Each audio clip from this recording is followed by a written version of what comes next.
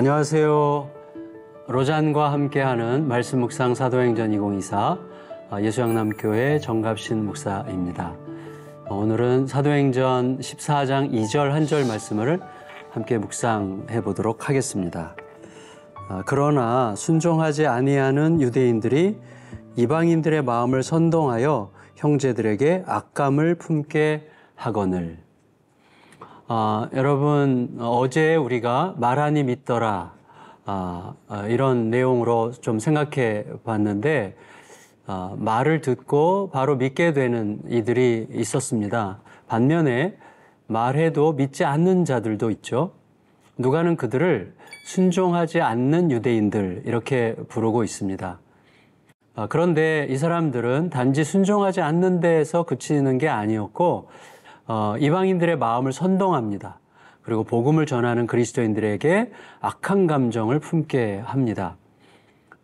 조금 더 근본적인 동기를 찾아본다면 자기가 지켜왔던 생각이 훨씬 더 옳다는 것을 주장하고 고집하려고 하는 방식으로 순종하지 않는 겁니다.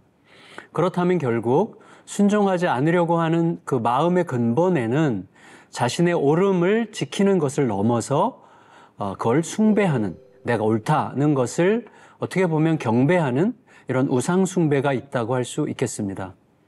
복음서가 말하는 믿음은 순종과 따름이라고 할 수 있습니다. 사실 순종과 따름은 모든 인생의 이슈라고 할 수가 있습니다. 왜냐하면 모든 인생이 그것이 무엇이 됐든지 간에 그것을 믿고 따르는 신앙세계를 살고 있기 때문입니다. 그리고 무엇에 순종하고 무엇을 따르느냐를 통해서 인생이 형성되고 결정되는 거죠. 하지만 사람은 내 존재 안에서 내가 따를 것에 대한 어떤 자발적인 사랑과 흠모의 결이라고 할까요? 내가 따라야 되는 것에 대해서 내가 자발적으로 적극적으로 사랑하고 추앙하고 흠모하는 어떤 마음의 결이 있는데 이 결이 형성돼야 되거든요. 그래서 그 마음의 결이 생기지 않는 한 절대로 자발적으로 순종하거나 따를 수 없습니다. 따라서 하나님께 맡겨서 살고자 하는 믿음은 처음부터 하나님께서 예수님을 통해 우리 안에서 새롭게 창조하신 어떤 마음의 결, 이전의 생각이나 추구와는 완전히 다른 새로운 어떤 마음의 결, 마음의 어떤 추구, 마음의 방향, 이것이 심겨진 결과 나타나는 현상이 바로 믿음이다 이렇게 말할 수 있겠습니다. 곧 하나님의 질서를 향한 순종과 또 하나님의 질서를 따르는 이 따름도 애초에 하나님의 사건이라는 거죠. 물론 어떤 자에게는 그 결이 심겨집니다. 반면에 어떤 자에게서는 그게 튕겨져 나가요. 이 정확한 이유를 우리는 솔직히 알 길이 없어요. 같은 말씀을 듣고도 어떤 자들은 우리가 어찌할꼬 이렇게 한탄하면서 하늘의 답을 구합니다. 하지만 다른 사람들은 이를 갈면서 돌을 들죠. 그러니까 그들이 완악해서 그렇다 이렇게 단순하게 말하기에는 솔직히 우리들의 완악함도 못지않지 않습니까? 그러니까 결국 신비에 맡겨진 영역이다 이렇게 말할 수가 있겠어요. 어쨌거나 믿지 않았다는 것은 믿지 않았을 뿐인 게 아닙니다. 믿지 않았다는 것은 마땅히 믿어야 하는 일을 행하신 창조자가 마땅히 믿어야만 하는 일에 대하여 믿으라 하시는 명령에 이렇게 말하는 거예요. 나는 당신보다 내 전통, 내 습관, 내 생각과 판단을 더 믿겠습니다. 이렇게 고집하는 어떻게 보면 다른 믿음이라고 할 수가 있겠습니다.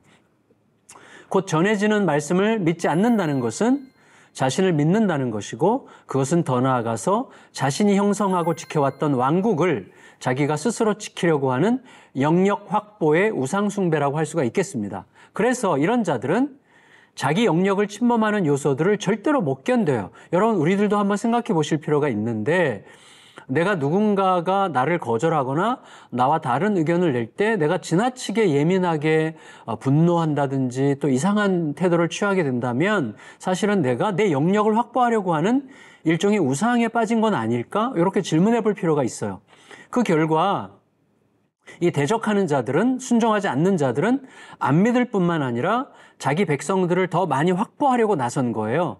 그래서 자신이 믿을 수 없다고 판단한 가르침으로부터 자기가 생각하는 내 편, 곧 내 백성들을 분리시키려고 그들을 선동하고 그들을 움켜쥐려고 하는 겁니다. 어쩌면 신앙적 열망을 이용해서 자신의 정치적 신념에 동조하는 세력을 형성해서 복음을 한갖 정치적 이슈의 정치적 이념의 하수인으로 삼으려고 하는 시도들, 이런 것들 역시 넓게 보면 이런 악함에 해당한다고 할 수가 있겠습니다. 그러면 이제 우리는 어떻게 해야 될까요? 예수님은 부자 청년에게 있는 것을 다 팔아서 가난한 자들에게 주고 나를 따르라, 이렇게 말씀하셨습니다. 그런데 아쉽게도 이 사람은 예수님을 선하신 분으로 인식하기는 했어도 자신이 그렇게 과감하게 모든 것을 버려도 될 만큼 크신 예수님을 발견하지는 못했던 겁니다. 따라서 우리는 지속적으로 자신에게 순종하라는 반응을 스스로 요청을 해야 합니다. 그리고 계속해서 자신에게 말씀을 가르쳐야 됩니다. 동시에 타인에 대해서는 결과가 어떨 건가 이런 거에 너무 신경 쓰지 말고 충분한 기대감을 가진 채, 그러나 복음을 향해서 그냥 말을 계속 거는 그런 삶을 단순하게 살아가는 게 중요하겠습니다. 동시에 우리 안에 듣지 않으려는 완고함이 없는지 자신을 깊이 성찰해 보는 게 좋겠습니다. 그 은혜로 우리의 삶을 잘 펼쳐갈 수 있기를 기대합니다. 기도하겠습니다.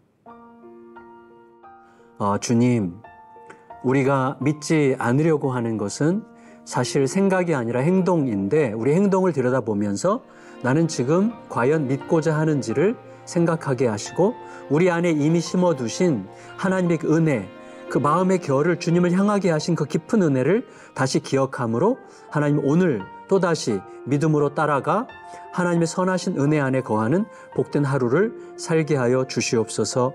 예수님의 이름으로 기도합니다. 아멘.